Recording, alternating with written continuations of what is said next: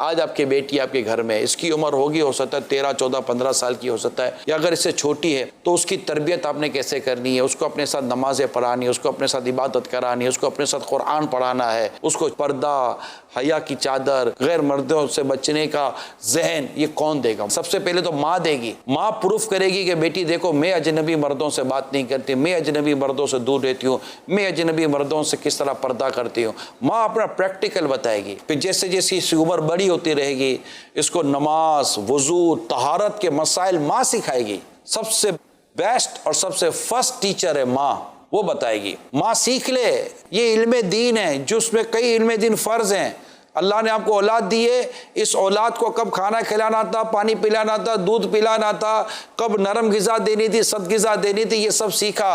मगर इसे किस किस उम्र में दीन की कौन कौन सी बात देनी है, क्या अम्मी ने ये सीखा? फिर आहिस्ता आहिस्ता ये बेटी को फीमिलियर करें, इसको मुतारिफ करें किचन से, इसको करके काम काज कराएं। जो बेटियां सुन रही हैं ये भी मेरी बात को सुने, समझें। आपकी कल शादी हो जाएगी, शादी होकर जब आप ससुराल में जाएंगी तो वहां पर हाथ धरे नहीं बैठना जाएगा। जिन बच्चियों को शादी के बाद ना खाना पकाने आता है, ना रोटी पकाने आती है, ना घर के कामकाज आते हैं, मैं आपको बताऊं, उम्मूमन वो बेटियां शर्मिंदा होती हैं ससुराल में जाकर। और फिर उसको आदाब सिखाए कि पानी कैसे देना है, दस्तरखान कैसे लगाना है। इनमें बर्दाश्त की कुव्वत पैदा करें, इनमें हिम्मत पैदा करें, इनमें इबादत की सलाहियत पैदा करें, इबादत की तरफ लाएं कि आपकी बेटी जब शादी के बाद ससुराल में जाए तो उसको नमाज के लिए उठाना ना पड़े, बल्कि वो खुद जाकर अपने ससुराल वालों में नमाज की आदतें पैदा करे और उनको जाकर उठाए। तहज्जुद गुजार हो, नेक हो, परहेजगार हो, कुरान पढ़ने आता हो, इल्म दीन सीखी हुई हो, समझी हुई हो। अब इसका मैं आपको फ़ायदा बताता हूँ। जब आप अपनी बच्ची को, अपनी बेटी को इन तमाम तर खुसूसियात के साथ उसकी तरबियत करेंगे,